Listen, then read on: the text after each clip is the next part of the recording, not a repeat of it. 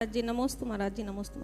बच्चों को पाठशाला में पढ़ाया जाता है कि मंदिर में प्रवेश करने के पहले पैर धोने चाहिए, लेकिन अब जब मंदिर में मोजे प्रवेश कर रहे हैं तो फिर इस विपदा के लिए आप मंगल आशीर्वाद दीजिए कि क्या करना चाहिए। बहुत अच्छा प्रश्न है माँ। मंदिर में आए या गुरु के कक्ष में भी आए, इसका ध्यान रखना कि अशुद्धि पूर्वक आओगे तो आपको फल भी अशुद्ध ही मिलेगा। एक करकंडू चरित्र आता है, करकंडू चरित्र, उसमें कथानक आता है कि एक राजा हुआ करकंडू नाम का। कर यानी होता है हाथ और कंडू यानी खुजली, कुष्ठ।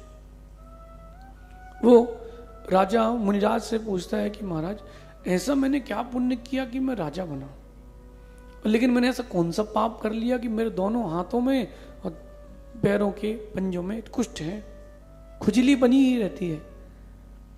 राजा के प्रश्न से मुनिराज ने, अवधि ज्ञानी थे मुनिराज ने कहा कि तुम पूर्व भाव में वनमाली थे, यानी फूल चुनते ना जो, तो तुमने एक बार देखा जंगल में खिला हुआ सहस्त्र दल कमल, 1008 पंखुड़ियों का कमल, जो कभी किसी को देखने नहीं मिलता, वो तुमने तोड़ा और तुमने ला करके अपने सेठ को दिया। सेठ ने कहा कि मुझे मत दो, राजा को दो, राजा इसके योग्य हैं। राजा ने कहा कि मुझे मत चढ़ाओ, मुनिराज को चढ़ाओ, क्योंकि मुनिराज मुझसे श्रेष्ठ हैं। और मुनिराज ने कहा कि मुझे मत चढ़ाओ, भगवान को चढ़ाओ, सर्वश्रेष्ठ हैं।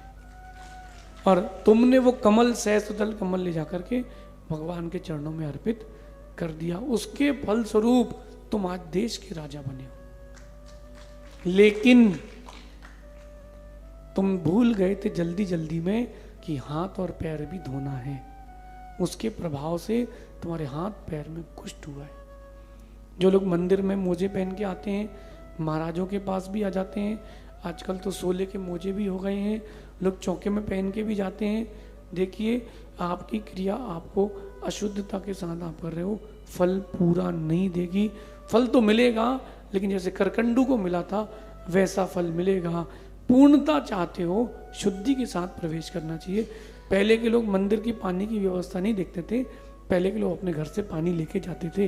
अब आप लोग अपने मंदिर वालों पे डिपेंडेंट हो गए कि भैया पानी कहाँ है।